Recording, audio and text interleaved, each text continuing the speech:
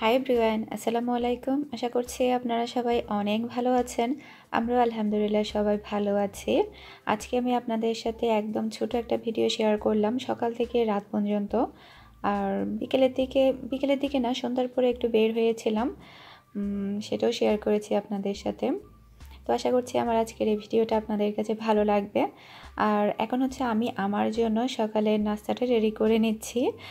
ডিম দিয়ে ব্রেড। এমনিতে আমি ডিম একটু কম খাই, তো এখন তো মোটেও খেতে ইচ্ছে করে না। ডিমটা একটু মানে এড়িয়ে চলছে আর কি। নর্মালি এমনিতে আমি তেমন একটা ডিম খেতে পছন্দ করি না, খুব কমই খেয়ে থাকি। তো এভাবে ডিমটা খেয়ে ভালো লাগে ব্রেড দিয়ে, এমনিতে তো খাওয়া যায় না। তো সেজন্য বেশিরভাগ সময় আমি সকালে নাস্তা হিসাবে ডিম দিয়ে ব্রেড টোস্টটা করে নিই। তো আজকেও আমি এটা করে নিচ্ছি। আর মিহির জন্য করেছি, ও উঠলে তারপর ওর জন্য আমি রেডি করে দিব। আর এখন সন্ধ্যার পর আমরা একটু বের হচ্ছি। আমি বের হওয়ার কথা ছিল না, মিহির বাবা একটু ফ্রি ছিল। মিহি বলল যে আব্বু তুমি আমাকে পার্ক থেকে ঘুরে নিয়ে আসো। কিছুদিন আগেও গিয়েছিল, যখন জুহি এসেছিল, জুহি আর মিহি দুইজনেই গিয়েছিল। আমি আর জুহির আম্মু যাইনি, কারণ পার্কে দেখা যায় এখন একটু বেশি বাতাস হয় শীতকালের কারণে, তো সেজন্য আমরা যাইনি। তো আজকে যেহেতু ওকে নিয়ে যাচ্ছে, আমি বললাম আমি বাসায় একা একা কী করবো, আমাকেও নিয়ে যাও। তো আমি সহ যাচ্ছি, বেশিক্ষণ থাকবো না আমরা, এই 1 ঘন্টা মতোই থাকবো। দেখা যাক, যদি ভালো লাগে তাহলে আর একটু সময় থাকতে পারি, আর যদি বাতাস থাকে তাহলে বেশিক্ষণ সময় থাকবো না, চলেই আসবো, এই আর কি। এমনিতে মিহির বাবা ব্যস্ততার কারণে তেমন একটা বের হতে পারে না, যেহেতু আজকে ফ্রি ছিল সেজন্যই বের হচ্ছি আমরা।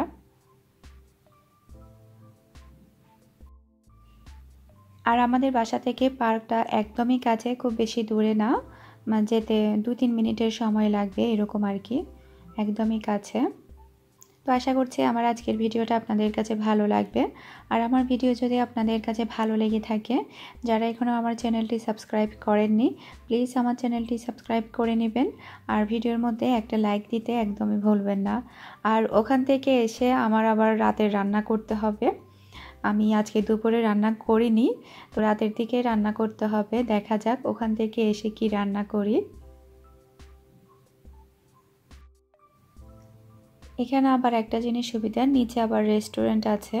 কোনো কিছু যদি প্রয়োজন হয়, কিংবা রুটি পরোটা এগুলো যদি প্রয়োজন হয়, তাহলে খুব সহজে নিয়ে যাওয়া যায় বাসার নিচেই। এই জিনিসটা আবার খুব ভালো লাগে, খুব বেশি দূরে যেতে হয় না। আর আমার কাছে দিনের চেয়ে রাতের দিকে বের হতে খুবই ভালো লাগে। দিনের সময় বের হতেও ভালো লাগে, যখন গরম থাকে তখন মোটেও ভালো লাগে না। এখন অবশ্য ভালো লাগবে, এখন তো অতটা গরম নেই, কিন্তু গরমের সময় মোটেও ভালো লাগে না। আর কোথাও গেলে তো আরও বেশি অবস্থা খারাপ হয়ে যায় গরমের সময়, আসলে যে দেশে যেরকম আর কি।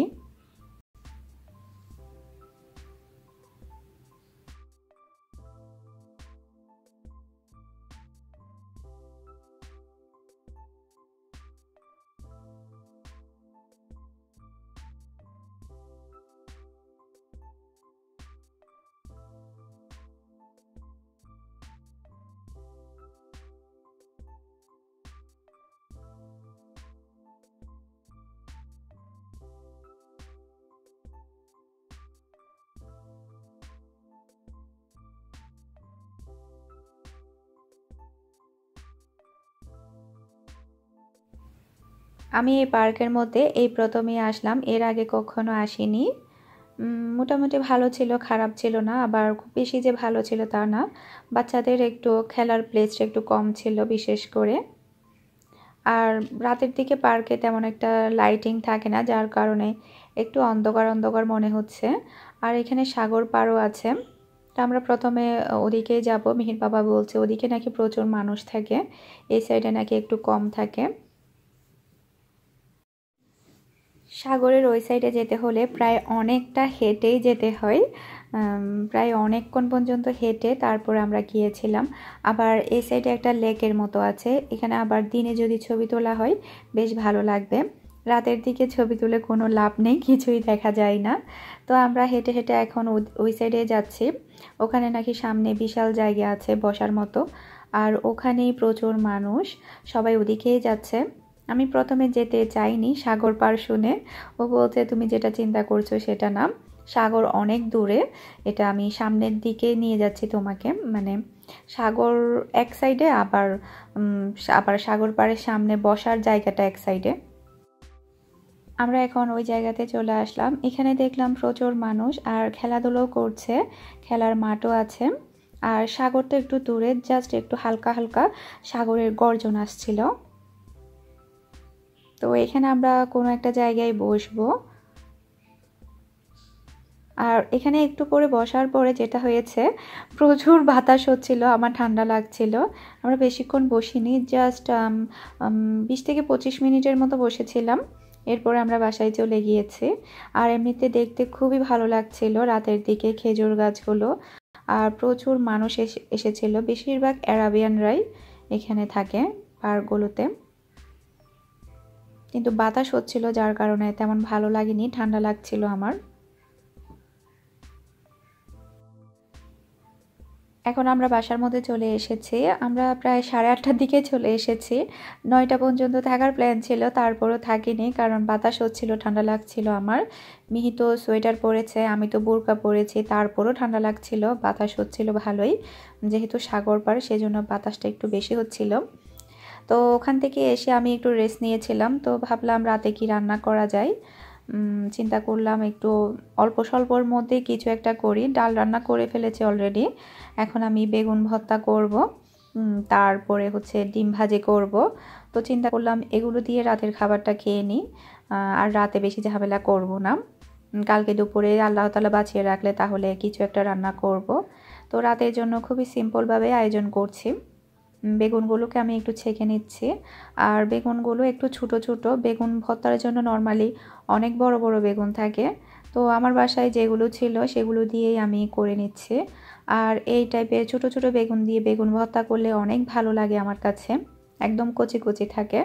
আপনারা চাইলে করতে পারেন ছোট ছোট বেগুন দিয়ে বেগুন ভর্তা। আর ওই পাশে ডালটা রেডি, ভাতও হয়ে গিয়েছে, এখন শুধু ভর্তাটা রেডি করে নিব।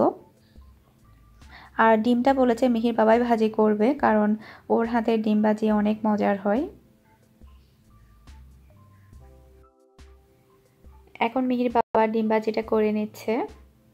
আর ও অনেক ভালো ডিম ভাজি করতে পারে, দুইভাবে করে, কাঁচা মরিচ আর শুকনা মরিচ দুইভাবে করতে পারে। আমার কাছে শুকনা মরিচটা একটু বেশি ভালো লাগে ওর হাতের, আজকে আবার কাঁচা মরিচ দিয়ে করেছে। আর এদিকে মিহি দাঁড়িয়ে দাঁড়িয়ে কিন্ডার জয় খাচ্ছে। তো ওর ডিম ভাজিটা হয়ে এসেছে।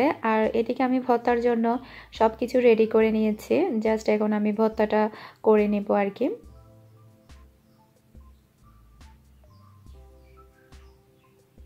আর ডিম ভাজির কালারটা অনেক সুন্দর এসেছে।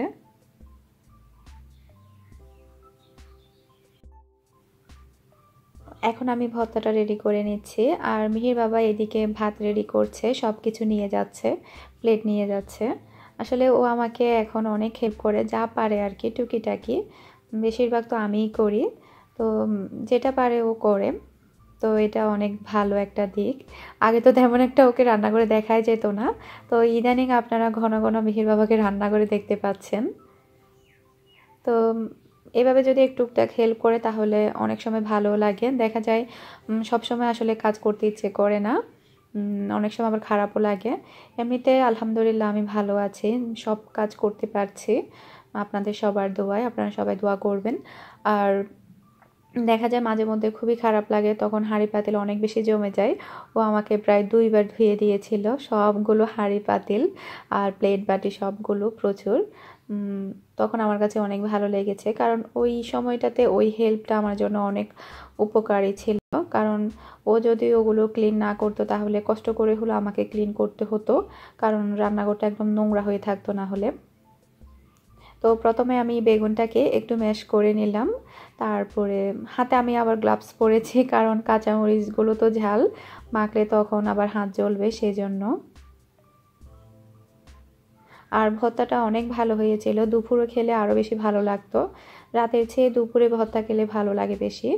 আর ও এখন সরিষার তেল দিচ্ছে। যদি দুপুরে তৈরি করতাম তখন আরও বেশি টেস্টি লাগতো, রাতেও খারাপ লাগেনি, ভালোই লেগেছে। আর আমি তো শুধু ভর্তা দিয়ে খেয়েছি। ভর্তাটা রেডি, এখন আমি প্লেটের মধ্যে উঠিয়ে নিচ্ছি। এরপর আমরা রাতের খাবারটা খেয়ে নেব।